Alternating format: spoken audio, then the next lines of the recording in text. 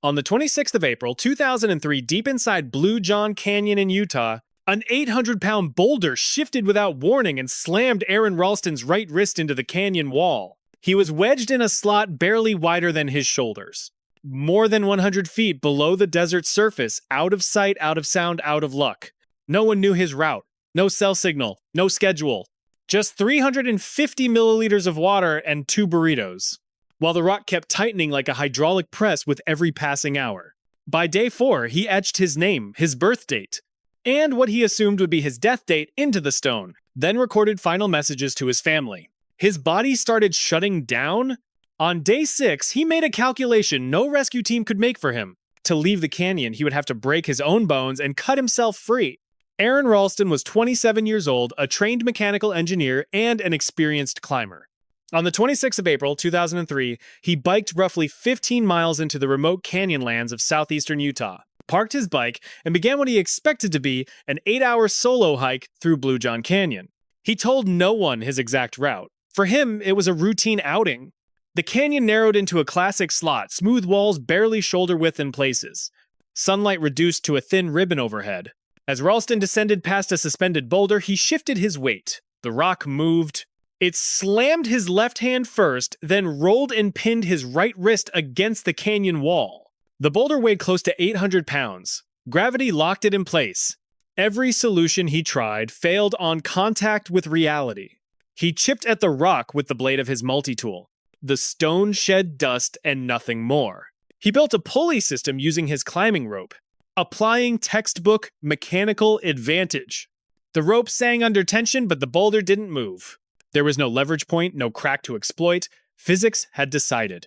Ralston was more than 100 feet below the desert's surface and far from any trail. With no signal, no schedule, and no one expecting him back, rescue was statistically improbable. His supplies were minimal, about 350 milliliters of water and 2 burritos. As the hours stretched into days, dehydration set in.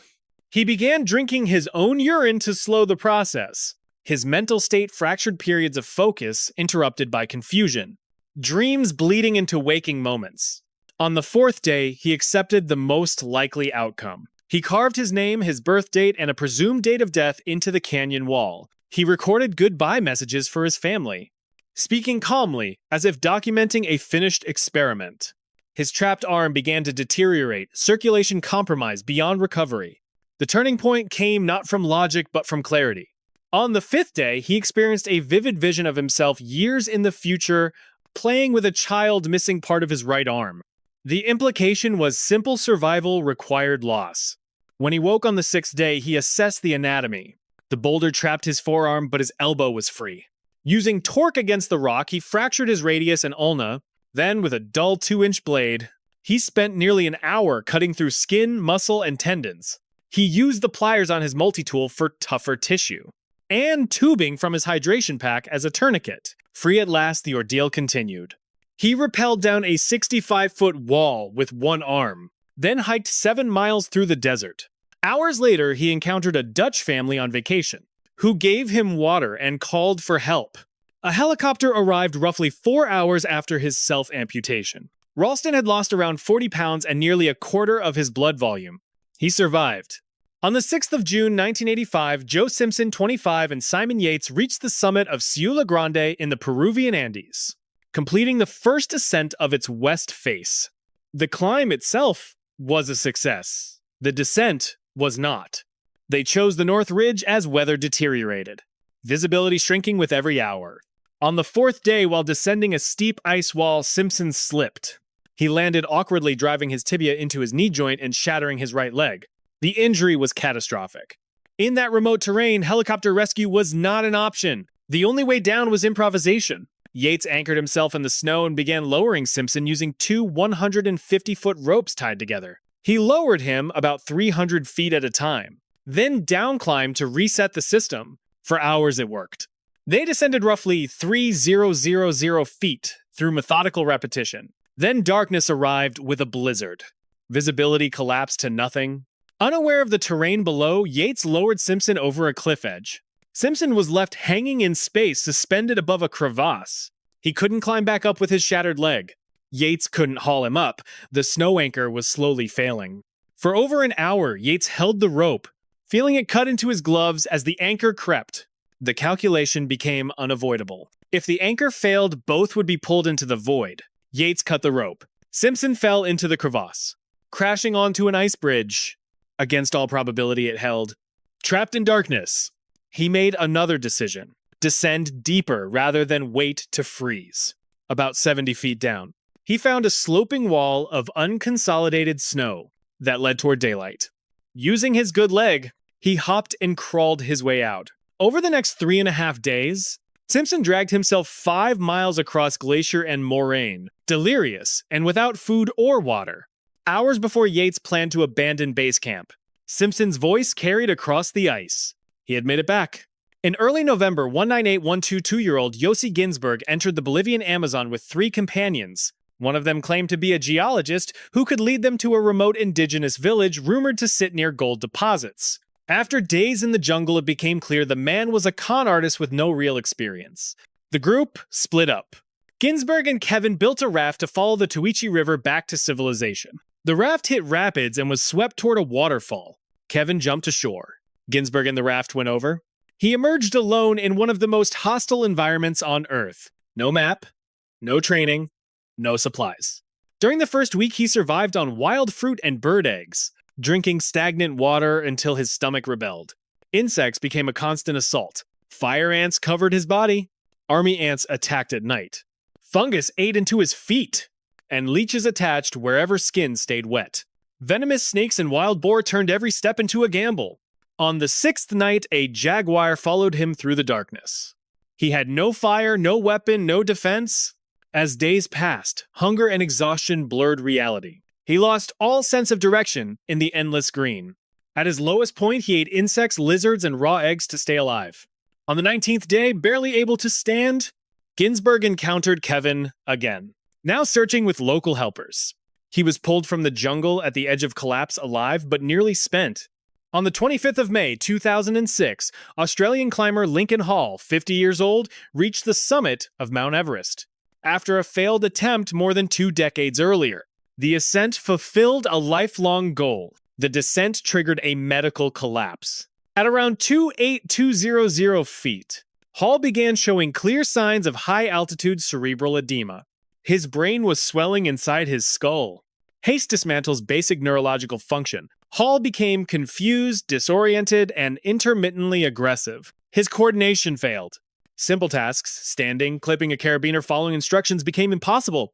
Sherpa guides attempted to get him down, but progress was slow. Oxygen supplies dwindled as night approached, and temperatures dropped rapidly. Above 28,000 feet delay multiplies risk. Every extra hour increases the chance of multiple fatalities, not one. With Hall becoming unresponsive and the guides themselves nearing exhaustion, expedition leaders made a decision driven by triage, not optimism. The order was given to retreat. At approximately 28,540 feet, Hall was left on a narrow ridge, barely conscious. He was reported dead. News reached base camp, then the outside world. His wife was notified. But extreme cold and oxygen deprivation do not always shut the body down cleanly. They slow everything: heart rate, metabolism, neural activity, sometimes to the edge of detectability. Through the night, Hall lay exposed on the ridge. Winds ripping across an 8,000-foot drop. Temperatures far below zero. He wore inadequate clothing for a prolonged bivouac? Under normal assumptions, survival time would be measured in minutes. 12 hours later, as morning light returned, an American team led by Dan Mazer began its own summit attempt. Near the ridge, they noticed something impossible. Lincoln Hall was sitting upright, legs crossed, conscious. When approached, he looked up calmly and said, "I imagine you are surprised to see me here." Mazur's team abandoned their summit bid immediately. They gave Hall oxygen, warm clothing, and food. Then began the slow process of getting him down. The effort cost them their only chance at the summit. Hall survived. He lost the tips of several fingers and one toe to frostbite, but he walked away from a place where the world had already closed his file. On the 10th of April 1994, Mauro Prosperi, a 38-year-old Italian police officer and former Olympic pentathlete, stood at the starting line of the Marathon des Sables in Morocco. The race covers roughly 156 miles across the Sahara Desert. Prosperi had trained extensively, even conditioning himself by running long distances while limiting water intake. On the fourth day, during the longest stage, 57 miles, temperatures climbed to around 115 degrees Fahrenheit. At roughly 1 p.m., after passing a checkpoint, a sandstorm swept across the course. Visibility collapsed. When the storm cleared hours later, the landscape had erased all reference points. No runners. No markers. Just open desert. For 2 days, Prosperi rationed his remaining water to half a bottle, traveling during cooler hours to reduce sweat loss. He ate a single energy bar. By the third day alone, dehydration became severe. His urine darkened and thickened. He drank it anyway. On the fourth day searching for shade, Prosperi found a small stone shrine, a marabout tomb. Bats clung to the ceiling. Using his knife, he killed and ate them raw, drinking their blood for moisture. His cognitive state deteriorated rapidly. He wrote a farewell message to his wife on the wall, then attempted suicide by slitting his wrists. His blood thickened by dehydration failed to flow enough to be fatal. When he woke up alive, the plan changed. Survival replaced despair. He began licking dew from rocks at dawn, hunting insects and lizards, and burying himself in sand at night to retain warmth as desert temperatures crashed. On the 8th day, he found a small oasis and drank until he could not hold more. On day 9, barely conscious and weighing under 100 pounds, Prosperi was found by Algerian military patrols. He had wandered roughly 180 miles off course and unknowingly crossed an international border. His liver was near failure. Doctors later said he should not have survived. He did. On the 10th of May 1996, Beck Weathers, a Texas pathologist, joined a commercial Everest expedition led by Rob Hall. Weathers was not an elite alpinist, but he was experienced and physically capable. What he underestimated was how altitude would interact with his medical history. 18 months earlier, he had undergone radial keratotomy eye surgery.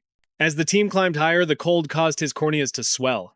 Near Camp 4 on the southeast ridge, Weathers was effectively blind. Hall instructed him to sit tight, while he guided another client upward, promising to return on the descent. Hall never came back. A massive storm engulfed the mountain.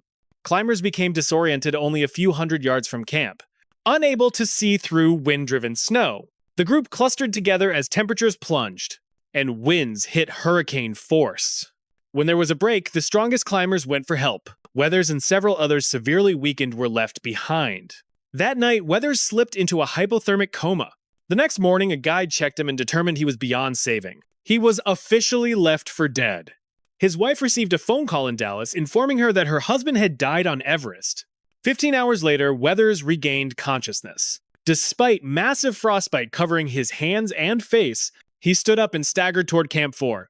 When he arrived, his appearance shocked everyone. His face was swollen, blackened, and barely recognizable. He was presumed dead a second time. After another storm collapsed his tent overnight. Once again, he survived.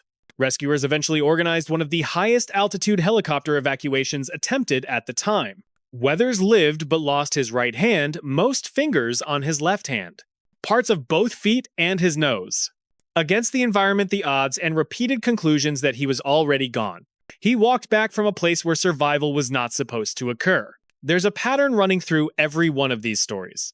These places don't kill you quickly. They isolate you, immobilize you, and strip away external help, until time itself becomes the enemy. Canyons pin you in place. Mountains slow your brain and shut down judgment. Jungles erase direction. Deserts dehydrate you until your own blood turns against you. Survival doesn't come from strength alone. It comes from brutal recalculation, from abandoning the version of yourself that entered, and becoming something narrower, colder, and more adaptive. In each case, the environment keeps applying pressure while the body negotiates hour by hour over what it can afford to lose and what it absolutely cannot. Sometimes that negotiation ends in escape. Sometimes it ends in silence. If you want the next list deeper, stranger, or more extreme, leave a topic in the comments.